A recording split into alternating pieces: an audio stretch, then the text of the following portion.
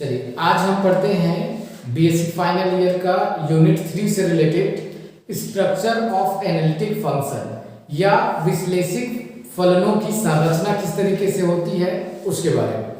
सबसे पहली बात, यदि हमारे पास कोई फंक्शन दिया गया है एफ ऑफ जेड और उसे हमें एनालिटिक फंक्शन डिफाइन करनी है या नहीं ये चेक करनी है, तो हमें क्या क्या चाहिए, क्या क्या जरूरत होती है। तो सबसे पहली नेसेसरी कंडीशन होती है हमारा सी आर इक्वेशन सेटिस्फाई करना। यदि वो सी आर इक्वेशन सेटिस्फाई करता है तब हम और आगे चेक करते हैं कि इसकी एनालिटिक फंक्शन सेटिस्फाई होगा, आगे बनाया जा सकता है। ठीक है। दूसरी बात होती है हम लोग लाप्लास इक्वेशन सेटिस्फाई करता है ऐसा भी प्रूव कर सकते हैं।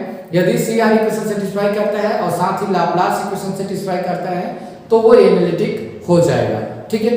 और इसको बनाने के लिए बहुत सारे मेथड हैं, जैसे कि हम लोग देखेंगे मिलन थॉम्सन मेथड क्या क्या है, उसको थोड़ा सा ध्यान दीजिएगा।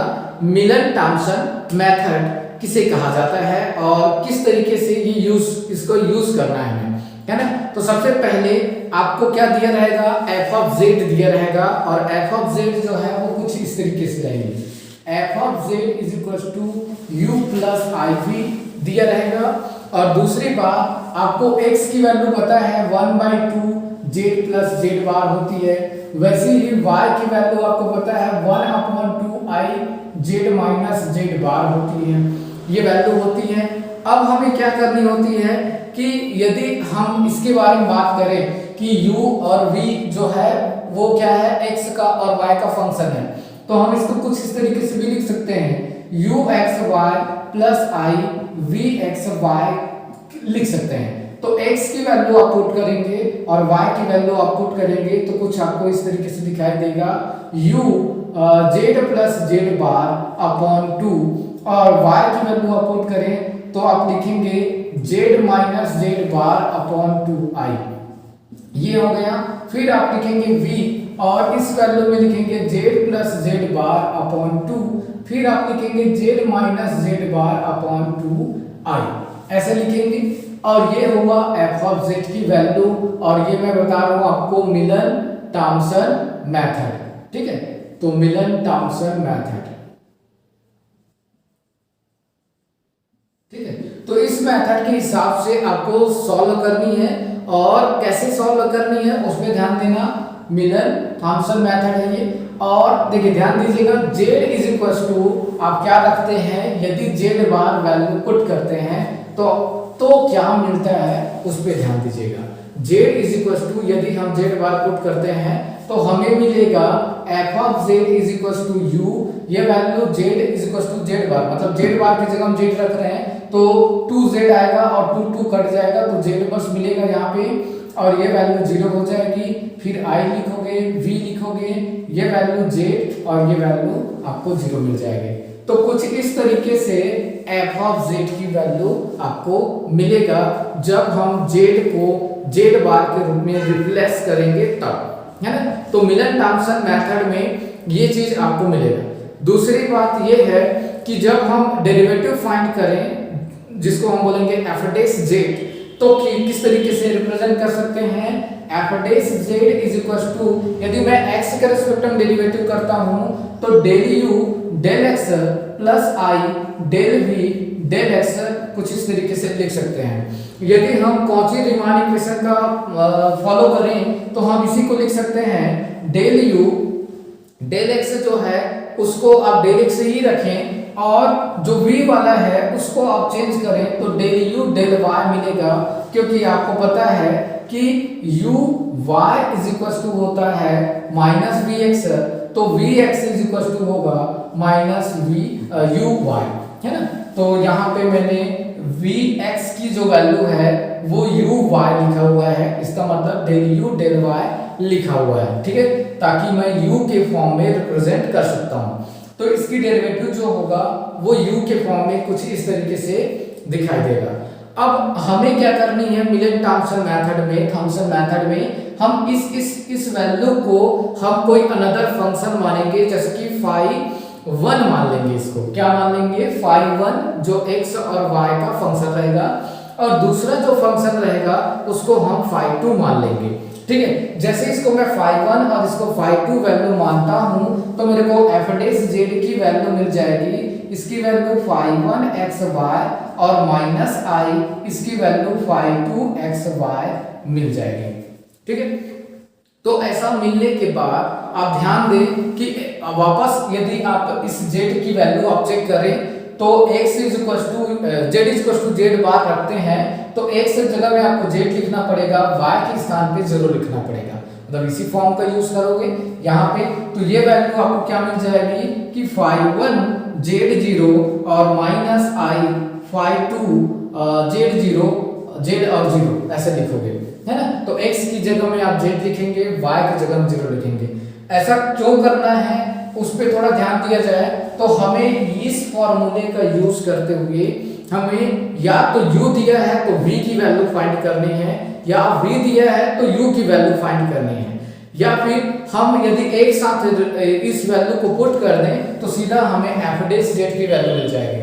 और f डैश z की वैल्यू को z के रिस्पेक्ट में जब हम इंटीग्रेशन करेंगे तो हमें f ऑफ z मिल जाएगा जो एनालिटिक ही रहेगा, ऑलवेज एनालिटिक फंक्शन रहेगा। तो हमें मेन चाहिए क्या, एनालिटिक फंक्शन, इसलिए हम ये काम कर रहे हैं। ठीक है। तो ये तो हुआ हमने u के दोनों को u के रूप में बनाया तब, ठीक है। तो ऐसे ही v के रूप में भी हम रिप्रेजेंटेशन कर सकते हैं।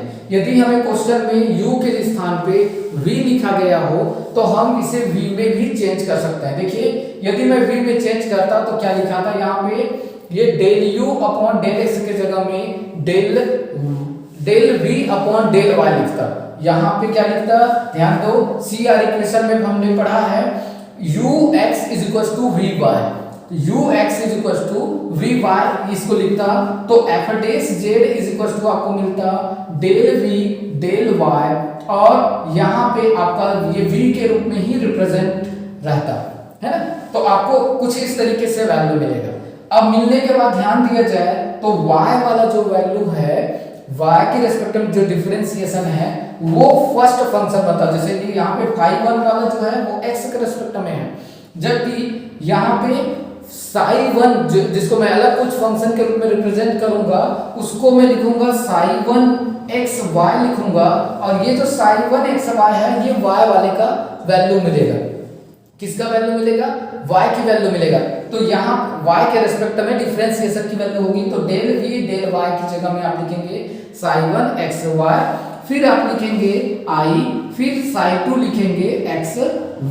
कुछ इस तरीके से आप रिप्रेजेंटेशन देंगे, लेकिन यहाँ पे प्लस हो जाएगा, मतलब आपको v के रेस्पेक्ट में दिया हो तो v वैल्यू दी गई हो तो आप del v upon del x की वैल्यू फाइंड करेंगे और del v upon del y भी वैल्यू फाइंड करेंगे। लेकिन जब f ऑफ z निकालोगे, f डैश z निकालोगे तो आप वहां पे वैल्यू पुट करते हुए psi1 की जो वैल्यू है उसे y के रेस्पेक्ट वाली जगह में रखना पड़ेगा, और मतलब इस वैल्यू को पहले रखना पड़ेगा फिर इस वैल्यू को रखना पड़ेगा, है ना। यदि हम x को z में रिप्लेस करें और y को 0 में रिप्लेस करें तो हमें कुछ इस तरीके से यही दिखाई देगा, जो कि होगा psi1 z0 और प्लस i psi2 z और 0। तो कुछ इस तरीके से आपको क्वेश्चन मिलेंगे और इसी फंक्शन का यूज करते हुए आपको क्वेश्चन बनाना है। देखिए psi1 की वैल्यू आप निकालेंगे किसके रूप में, इन दोनों के रूप में del u by del x, मतलब इसका मान निकालने का मतलब ये निकाल लीजिए, इसका मान निकालने का मतलब आपने ये निकाल लिया। तो इस वैल्यू को पुट करोगे आपको f डैश z मिल जाएगा। जैसे ही f डैश z मिला इंटीग्रेशन करेंगे डेरिवेटिव हट जाएगा, आपको f ऑफ z मिल जाएगा और वही आपका आंसर रहेगा जो कि एनालिटिक फंक्शन होगा। ठीक है। तो इसी से रिलेटेड हम लोग क्वेश्चन देखने वाले हैं और कैसे बनेगा, किस तरीके से आपका आंसर आएगा उस पर ध्यान देते हैं। हमें u की वैल्यू दी जाएगी और हमको क्या करनी पड़ेगी, f ऑफ z की वैल्यू फाइंड करने के लिए क्वेश्चन पूछा जाएगा, एनालिटिक फंक्शन बनाइए इसको बोला जाएगा। तो किस तरीके से बनाएंगे उस पर ध्यान देते हैं। ठीक है, चाहे तो इसको स्क्रीनशॉट ले सकते हैं। ठीक है, आगे बढ़ते हैं।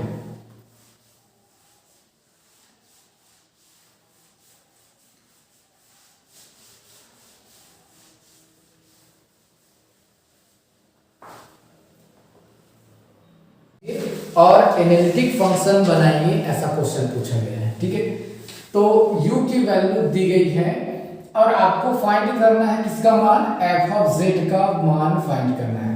क्वेश्चन में पूछा गया है कि एक ऐसा एनालिटिक फंक्शन बनाइए, ऐसा पूछा है। तो हम क्या करने वाले हैं, ध्यान दीजिएगा। सबसे पहले हम मिलन थॉम्पसन मेथड का जो रूल है उसको एक बार हम लिखें, तो हमें मिलन थॉम्पसन मेथड से क्या मिलता है, एफ डैश जेड की वैल्यू मिलती है। और वो जो वैल्यू है वो कुछ इस तरीके से रहता है, del U del X minus I del U del Y. और इसी को हम लोग रिप्रेजेंट करते हैं, फर्स्ट वाले को रिप्रेजेंट करते हैं फाई वन जेड जीरो और माइनस सेकेंड वाले को रिप्रेजेंट करते हैं फाई टू जेड जीरो। तो कुछ इस तरीके से हम रिप्रेजेंट करेंगे। तो हमें निकालनी पड़ेगी फाई वन जेड की वैल्यू, जेड जीरो की वैल्यू, वैसे ही फाई टू जेड जीरो की वैल्यू हमें फाइंड करनी है। फाइंड करने के बाद हमारा जो भी वैल्यू मिलेगा इसी में रखेंगे, आपका आंसर बन जाएगा। तो सबसे पहला काम हम लिखेंगे डेल यू डेल एक्स का मान निकालना। डेल यू डेल एक्स का मान, जिसको केवल अभी हम फाई बोलेंगे, पहले एक्स वाई रहेगा, ये क्या रहेगा, एक्स वाई में रहेगा। हम बाद में एक्स की वैल्यू जेड रखेंगे, वाई की वैल्यू जीरो रखेंगे, तब हमें ये वैल्यू मिल जाएगी, है ना। तो अभी हम निकाल रहे हैं फाई वन एक्स वाई, जिसको डेल यू डेल एक्स बोलेंगे। इसकी जो वैल्यू होगी वो क्या होगी, इसका डिफरेंशिएशन करना है विथ रिस्पेक्ट टू एक्स, ठीक है। एक्स के रेस्पेक्ट में हमको डिफरेंशिएशन करना है। तो किस तरीके से होगा, ध्यान दीजिएगा। ये फर्स्ट फंक्शन और ये पूरा सेकंड फंक्शन, है ना।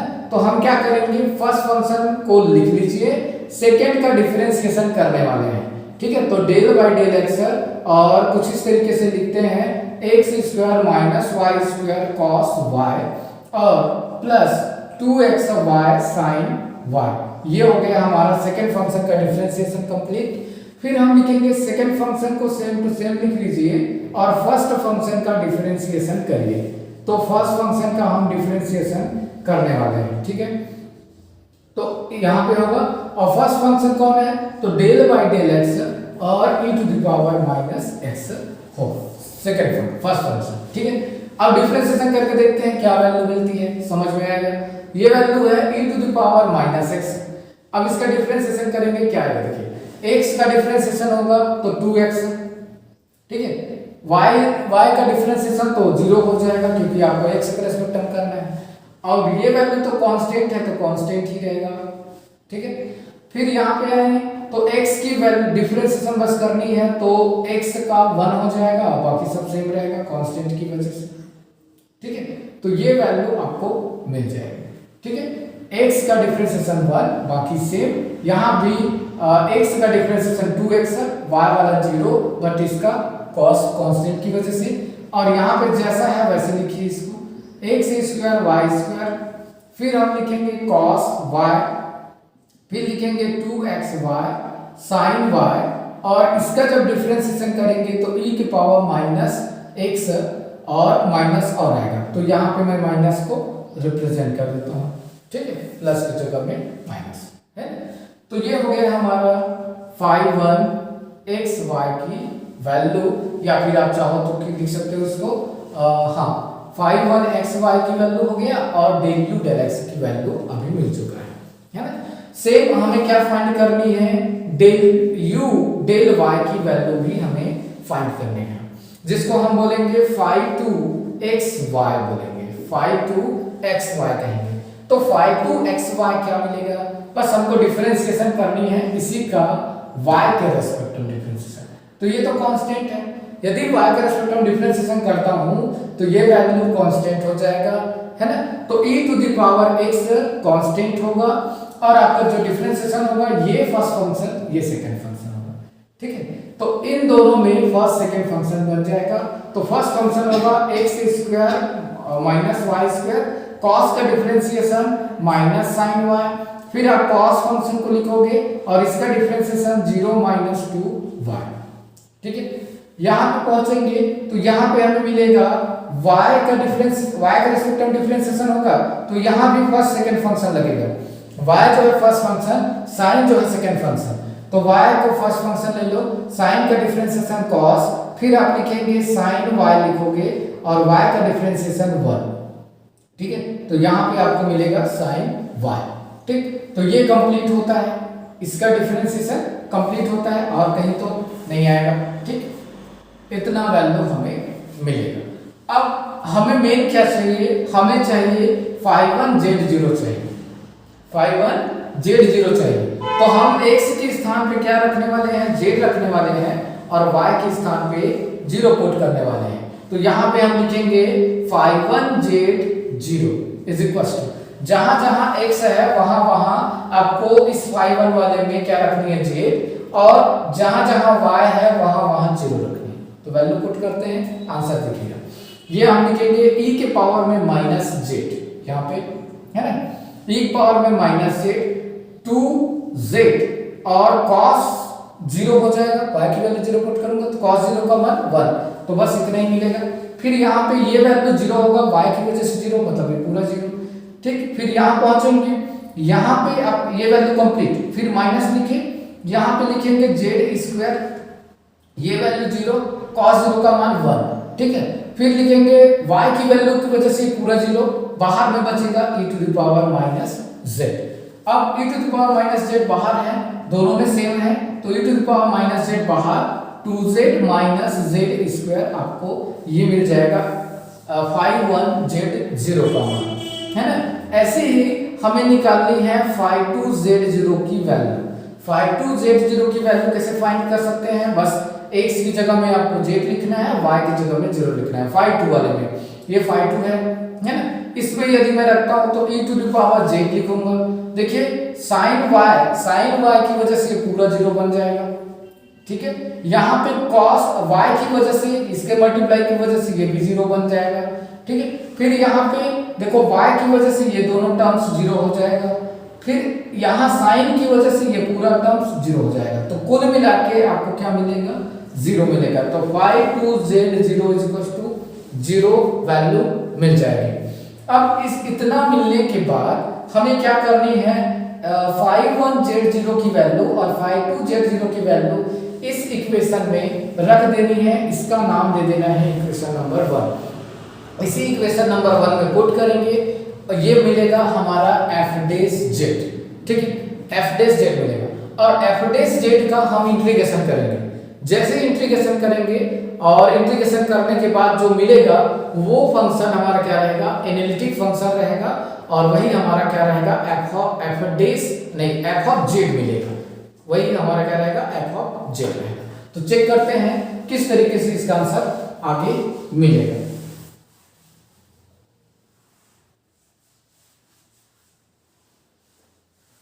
तो ये वैल्यू पुट करनी है कि f' z is equal to क्या हो जाएगी, f' z is equal to, यहाँ पे हम वैल्यू पुट करेंगे, ये है e to the power minus z 2z minus z square, इसकी वैल्यू 0 है तो हम 0 नहीं रख देते हैं ना, ठीक है, ये वैल्यू हमारा रहेगा, ठीक है। इंटीग्रेशन करते हैं, क्या मिलेगा चेक करते हैं, ये होगा f और इसकी वैल्यू होगा f' z dz, ये आंसर होगा, है ना। डेरिवेटिव करिए, इंटीग्रेशन करिए, ये होगा e to the power minus z 2z minus z का स्क्वायर dz, ठीक है। अब ये बन जाएगा, देखिए कौन सा फर्स्ट होगा कौन सा सेकंड, तो इसको मैं फर्स्ट सेकंड, इसका फर्स्ट मानता हूँ, इसको सेकंड मानता हूँ, फिर इसका इंटीग्रेशन करूंगा, आंसर मेरे को मिलेगा, ठीक है। चेक करते हैं, देखिए फर्स्ट फंक्शन जैसा है वैसे ही दिखाता है, u v आपका फॉर्मूला आपने पढ़ा हुआ है इंटीग्रेशन में, u और v लिखा होता है, तो फर्स्ट को u को वैसे, सेकंड का इंटीग्रेशन करते हैं, फिर आपका फर्स्ट का डिफरेंशिएशन, सेकंड का इंटीग्रेशन और होल इंटीग्रेशन ये रहता है। तो उस फॉर्मूले के हिसाब से हम फर्स्ट को लिखे, इंटीग्रेशन करेंगे e to the power minus dz z का, फिर हम होल इंटीग्रेशन लिखेंगे, d बाई dz लिखेंगे, 2z माइनस z स्क्वायर लिखेंगे और इंटीग्रेशन लिखेंगे e to the power dz और dz, ठीक है। अब इसका जो आंसर होगा होल इंटीग्रेशन में dz आएगा, सॉल्व करते हैं, देखिए क्या आता है, 2z माइनस z स्क्वायर और इसकी जो वैल्यू होगी e to the power minus z और माइनस 1 भी आएगा, z का जो कोएफिशिएंट होता है वो अपॉन में आता है, माइनस यहाँ पे हम लिखेंगे z के रिस्पेक्ट में डिफरेंशिएशन करेंगे तो 2 मिलेगा और यहाँ पे मिलेगा 2z मिलेगा। यहाँ पे हम लिख सकते हैं, इसको हम क्या लिखें, e to the power minus z upon में माइनस 1 dz टोटल मिल जाएगा, ये तो कंप्लीट हो गया, इसका dz यहाँ पे लिखा गया, ठीक है।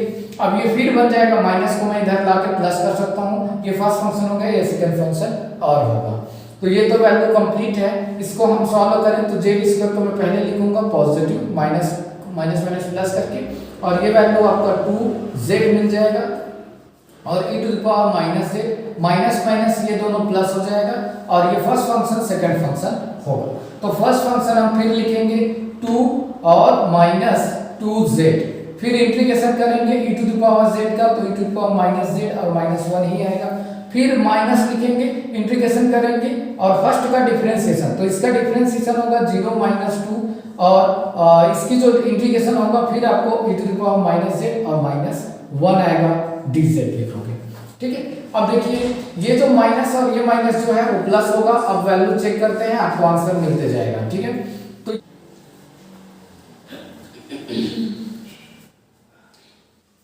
हाँ, तो एफ ऑफ जेड की वैल्यू हमें मिल जाएगी जेड स्क्वायर माइनस 2z, और ये आपका e to the power minus z plus 2z minus 2 e to the power z, और ये वैल्यू जो है 2 लिखोगे, और इसका जब इंटीग्रेशन करेंगे तो e to the power z minus 1 और एक कांस्टेंट साइन c लिखेंगे, फिर आप लिखेंगे जेड स्क्वायर माइनस 2z, और ये होगा e to the power z, यहाँ पे आप लिखेंगे 2z minus 2 e to the power minus z, minus minus plus 2 e to the power z plus एक कांस्टेंट c। अब यहाँ से सब में से e to the power z को कॉमन निकालिए, बचेगा क्या, तो z square minus 2z plus 2z minus 2 plus 2 और एक कांस्टेंट c मिलेगा। यहाँ से ये दोनों वैल्यू कट जाएगा, ये दोनों वैल्यू कट जाएगा, आपका आंसर मिलेगा e to the power z z square और प्लस c। तो ये आपका क्या रहेगा, आंसर हो जाएगा। ठीक है, तो एनालिटिक फंक्शन के लिए मिलन थॉम्सन मेथड को कुछ इस तरीके से आपको सॉल्व करना है। ठीक।